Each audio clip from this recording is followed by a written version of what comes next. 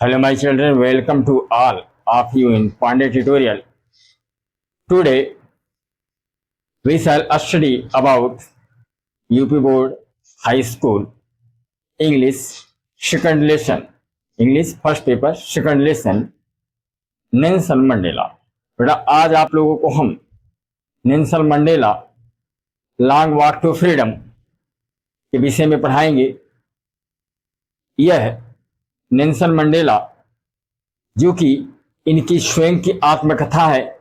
इन्होंने स्वयं इनके साथ जो कुछ भी घटना घटित हुई है, इस घटना का वर्णन इन्होंने स्वयं एक किताब में लिखा और उस किताब का नाम रखा, क्या रखा? लॉन्ग वॉक टू फ्रीडम, आजादी की लंबी यात्रा। यानी नेल्सन मंडेला के साथ जो भी घटना घटित हुई उनका जिक्र, उन्होंने अपने पूरे जीवन की कथा को लिखा और जिस किताब में लिखा उस किताब का नाम रखा उसने लॉन्ग वॉक टू फ्रीडम, आजादी की लंबी यात्रा। मंडेला का जन्म बेटा 18 जुलाई 1918 को हुआ था। इनकी मृत्यु 5 दिसंबर 2013 को हुई। मंडेला जो है बहुत ही स्वाभिमानी व्यक्ति थे। उस समय साउथ अफ्रीका में व्हाइट और ब्लैक के बीच में जो है मतभेद चल रहा था बेटा। डिस्क्रिमिनेशन, यानी जो व्हाइट लोग थे वो ब्लैक लोगों के ऊपर डिस्क्रिमिनेशन कर रहे थे और जो व्हाइट लोग थे वे ब्लैक लोगों के साथ, यानी जो गोरे लोग थे वे काले लोगों के साथ अत्याचार करते थे। जो गोरे लोग थे वे काले लोगों को अपने पास बैठने नहीं देते थे, अपने साथ खाना नहीं खिलाते थे, उनके साथ तरह तरह का उनके कलर को लेकर, उनके रंग को लेकर उनके साथ भेदभाव किया जाता था। और इन चीजों को मंडेला ने बहुत नजदीक से देखा, इनको बड़ा कष्ट हुआ और इन्होंने उस समय इस व्यवस्था के खिलाफ, इस apartheid means a political system, a political system, या देखिए apartheid means a political system, मतलब racial discrimination between white and black. Racial discrimination between white and black, यानी काले और गोरे लोगों के बीच जो रंग भेद को लेकर, जो विचारधाराओं को लेकर जो इनमें मतभेद था, यह बहुत ही बढ़ गया था। यानी व्हाइट सुप्रीमेसी थी, वह ब्लैक के ऊपर बहुत ज्यादा अत्याचार कर रही थी। तो इस अत्याचार के खिलाफ मंडेला ने लड़ाई लड़ी और लंबी लड़ाई लड़ी और इसके लिए उन्हें जो है लगभग 30 साल तक जेल में बिताना पड़ा। और मंडेला ने कहा कि जब 1994 में पहली बार इलेक्शन हुआ साउथ अफ्रीका में, इन्होंने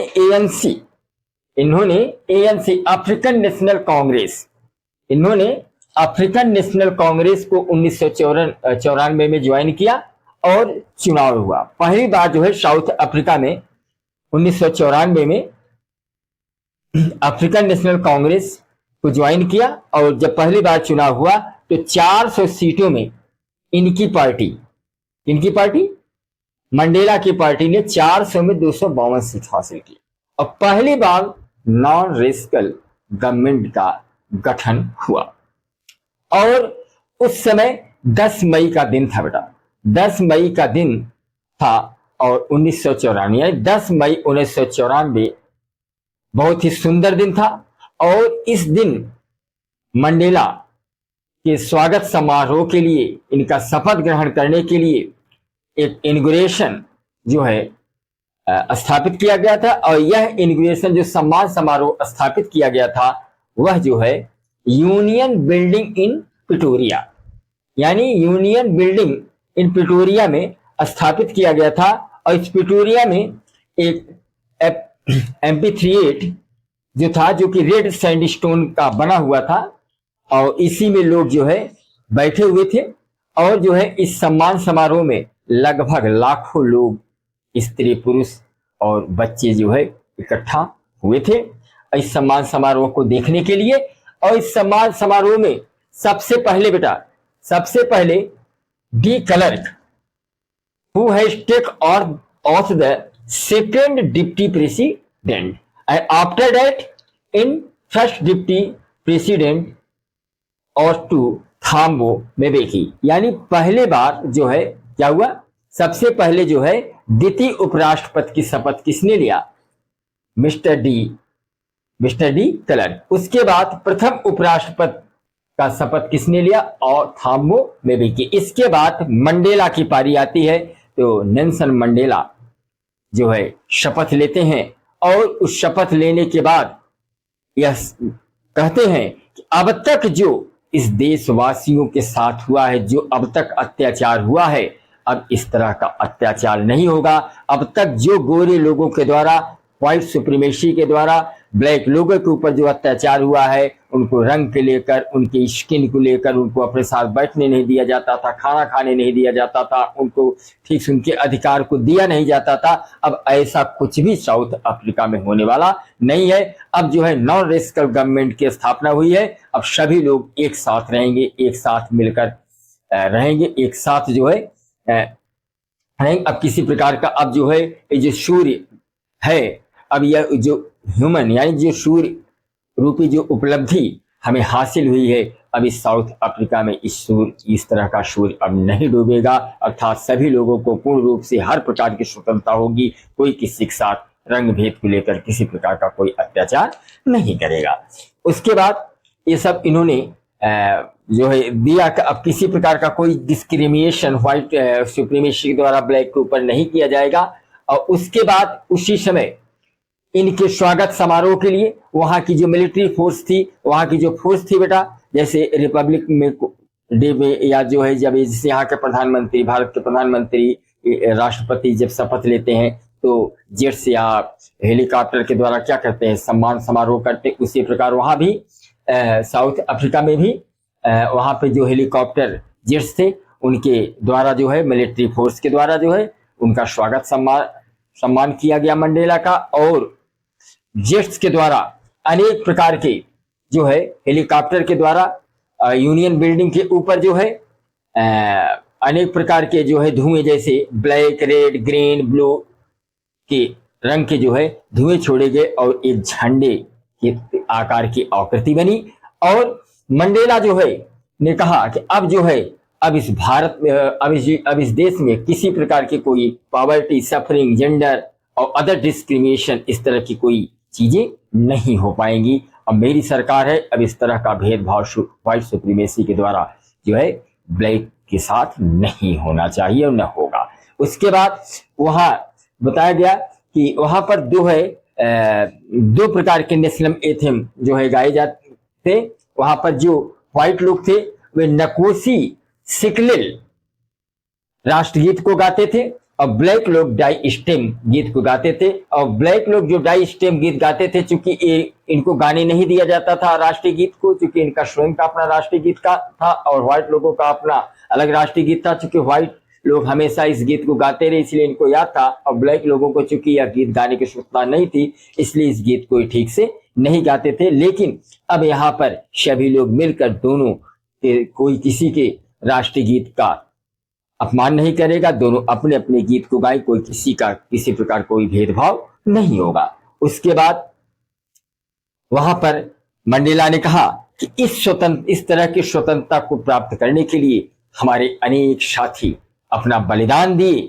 और वह बलिदान जैसे उन्होंने कुछ साथियों का नाम लिया, जैसे ओलिवर थाम्बो, चीफ लूथर्स इत्यादि जो है इनके महत्वपूर्ण साथी थे जो इनके साथ जेल में रहे। इनको अनेक प्रकार की यातनाएं दी गई, कष्ट दिया गया, इनको प्रताड़ित किया गया, इन्होंने इसको सहा और जो बलिदान इन्होंने दिया इस बलिदान को कभी भुलाया नहीं जा सकता। यद्यपि मेरा देश अनेक खनिज संपदाओं से भरा हुआ है, अनेक हीरे मोती जवाहरात से भरा हुआ है, लेकिन हमारे जो साथी जो कि इस देश को आजाद कराने के लिए अपने प्राणों का बलिदान दे दिया, वे सोने हीरे मोती से भी बढ़कर है। यह है बेटा इसकी समरी और कहानी। तो आप कह सकते हैं कि long walk to freedom is written by Nelson Mandela. It was the autobiography of Nelson Mandela. It was the autobiography of Nelson Mandela, because Mandela, what types of the suffering he faces, he wrote a book. He wrote a book about his autobiography. The name of the book, A Long Walk to Freedom. A Long Walk to Freedom. And he was the first black president of South Africa. Told about himself in South Africa.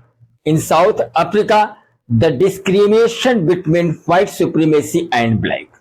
White supremacy and black, the white person, white government who has always to discrimination with the black. They have always to distinguish with the black person. They have not eat together. They have always to take another types of the discrimination. So he also far away these types of the discrimination which was done by the white supremacy. He joined ANC. He joined ANC, African National Congress, in 1994, and the first election in South Africa in 1994, and his government who made a government to take the seat of 252 in 400 seats. So his non-racial government made in South Africa, and he gave a dignified speech. He gave a dignified speech, and the discrimination with the discrimination which was to do by the discrimination which was to do by the white supremacy to the black, it will be not happen in future. And he also said that both have to freely live. They have don't fighting to each other.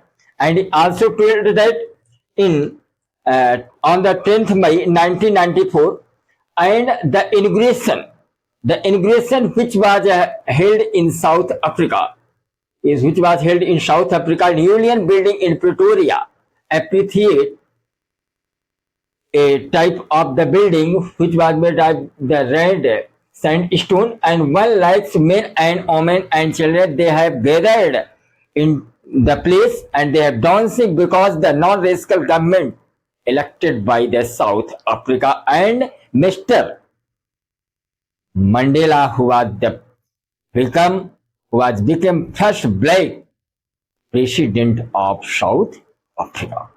And the jets of the South Africa, the jets of the helicopter of South Africa, they are roaring over on the Union Building in Pretoria. And the military and the police, they have saluted to Mr. Mandela, and before they have arrested him. यानी Mandela ने कहा कि जो police उनको पहले गिरफ्तार किया था, आज वही पुलिस उनको सैल्यूट कर रही है. और नेल्सन मंडेला ने भी कहा कि 140 countries, the respectable person, they have gathered in the place of Pretoria in the inauguration to respect of Mr. Mandela, and they have always to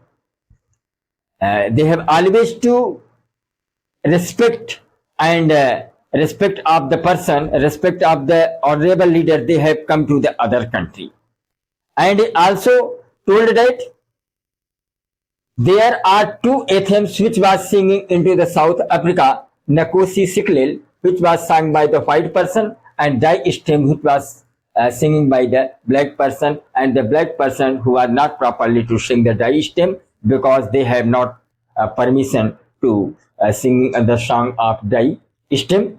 So he also told that his favorite friends, example says Oliver Tambo, Chief Luthless, and other friends, they have given the sacrifices to free his country.